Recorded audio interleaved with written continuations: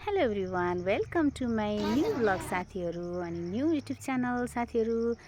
यो चाहिँ मेरो लाग्छ मलाई थर्ड ब्लग हो जस्तो लागिरह साथीहरू। आज चाहिँ हामी पुरै फ्यामिली ट्रिप घुम्न आएको गणेशपुर पार्कमा है। 17 वर्ष अगाडि चाहिँ यो चाहिँ भर्खर बन्दै थियो साथीहरू। अहिले चाहिँ यो बन्दा 17 वर्षपछिको पश्चातमा चाहिँ यसको बनावट यस्तो छ। हाम्रो ग्याङ पार्क घुम्ने हाम्रो ग्याङ।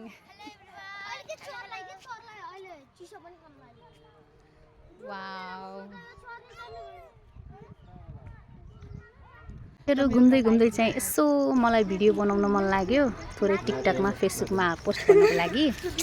अनि यहाँ सँगसँगै सानोहरू पनि फोटो खिच्दै अनि बाबु त्यसपछि म फेरि भिडियो बनाएको है साथीहरू। एकदमै रमाइलो के, मलाई नेचरसँग धेरै रमाइलो लाग्छ। झन् यो आर्टिफिसियल नेचर पनि मलाई धेरै मनपर्छ है।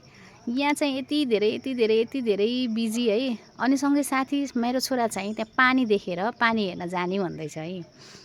अनि त्यही भएर जिद्दी गरेको हुनाले मैले चाहिँ लजाऊ न त दुई भाइ एकैछिन पानीसँग रमाऊ, किनभने बच्चालाई हप्काउनु भन्दा पनि मायासँग खेल्न दिनुपर्छ, केही समय प्रकृतिसँग रमाउन दिनुपर्छ।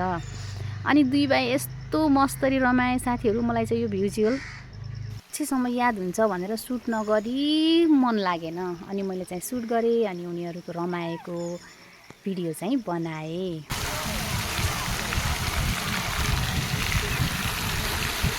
बाबु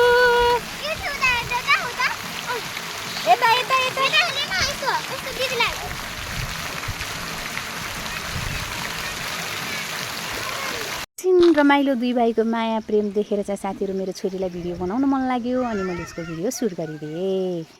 अनि यसो हेर्दै साथीहरू कस्तो राम्रो नोटबोर्डहरू राखेको, फुल नटिप्नु होला भनेर है।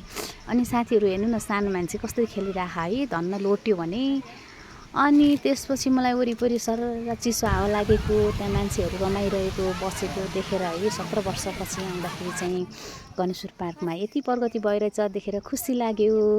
अनि त्यसपछि मलाई चाहिँ यति रमाउन मन लाग्यो कि साथीहरू, मलाई घर जान नै मन लागेन।